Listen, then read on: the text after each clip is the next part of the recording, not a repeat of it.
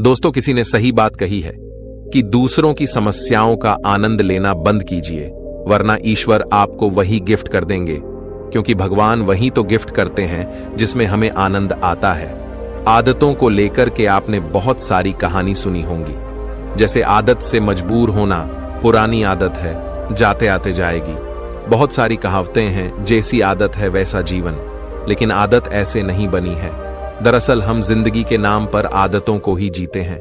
बहुत सारी आदतों को एक जगह इकट्ठी कर ले तो जो बनती है वह है हमारी जिंदगी। दोस्तों, बहुत समय पहले की बात है।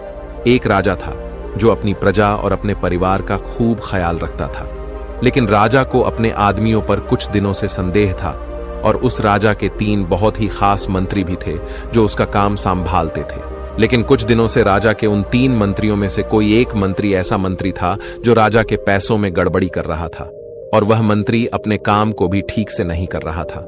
अब राजा काफी दुविधा में था। राजा को यह समझ नहीं आ रहा था कि उन 3 मंत्रियों में से कौन सा मंत्री बेईमान है और कौन सा मंत्री ईमानदार है। यह पता लगाने के लिए एक दिन राजा ने उन 3 मंत्रियों को अपने पास बुलाया और कहा, देखो मंत्री जी, हमारा जन्मदिन आ रहा है, इसलिए आप तीनों को एक घने जंगल में जाना होगा और आप तीनों को एक एक बैग दे दिया जाएगा। उन तीनों को एक एक बैग दे दिया और उनसे कहा कि तुम तीनों को अलग अलग घने जंगल में छोड़ दिया जाएगा।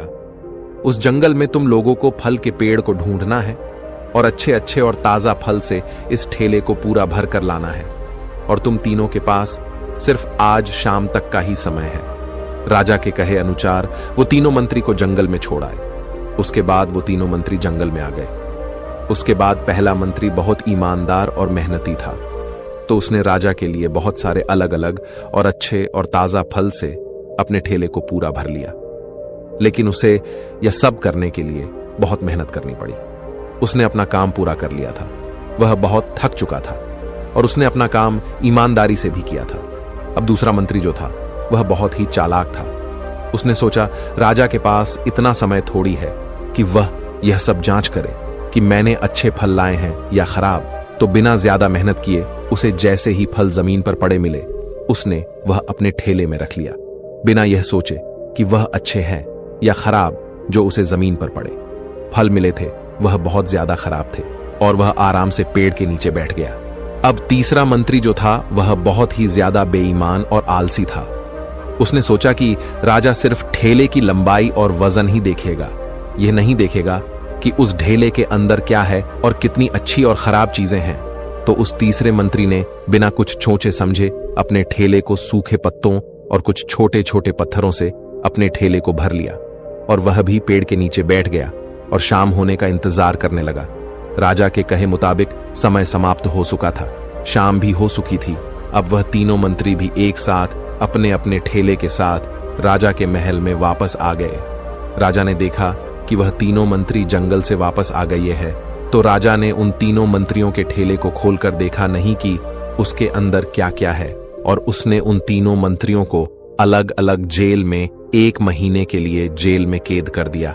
राजा ने सिपाहियों को यह आदेश दिया कि इन तीनों को 1 महीने तक खाना नहीं दिया जाएगा और यह तीनों भी 1 महीने तक वही फल खाएंगे जो इन तीनों ने जंगल से अपने ठेले में भरकर लाए हैं, और उन 3 मंत्री को राजा ने जेल में कैद कर दिया।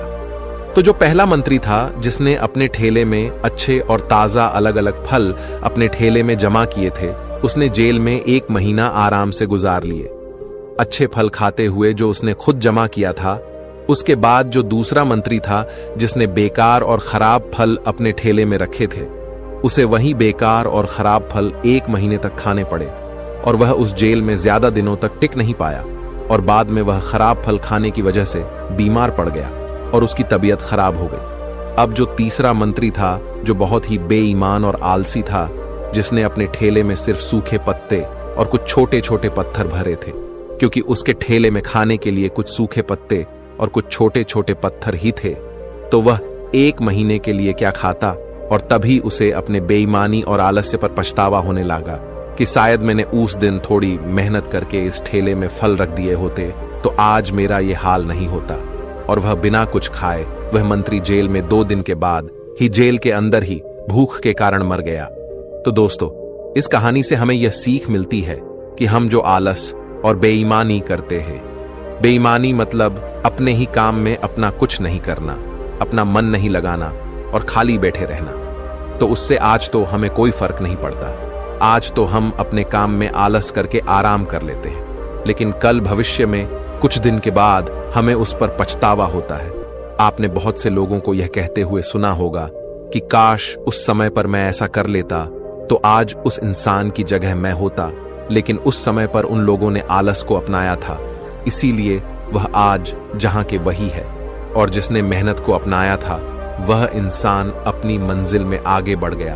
तो अपने काम के साथ बेईमानी और आलस्य बिल्कुल भी मत करो, उसके बाद तो हमें पछतावे के अलावा और कुछ भी नहीं मिलता। ये जो समय है ना, इसकी कीमत कोई नहीं लगा सकता है। हम लाखों रुपए देकर भी अपनी जिंदगी का 1 मिनट भी वापस नहीं ला सकते। इसीलिए इस समय का सही उपयोग करो। समय की एक अच्छी बात है और एक बुरी बात है। अच्छी बात यह है कि हम उसे किन चीजों में गुजारते हो, यह हमारे हाथ में होता है। और बुरी बात यह है कि समय गुजर जाता है और सभी के पास दिन में 24 घंटे होते हैं, गरीब के पास भी और अमीर के पास भी। बस यह हमारे हाथ में है कि हम उस समय से क्या नया कर सकते हो। तो अपने एक एक पल का हिसाब रखो कि हम उन्हें किन चीजों में गुजार रहे हैं।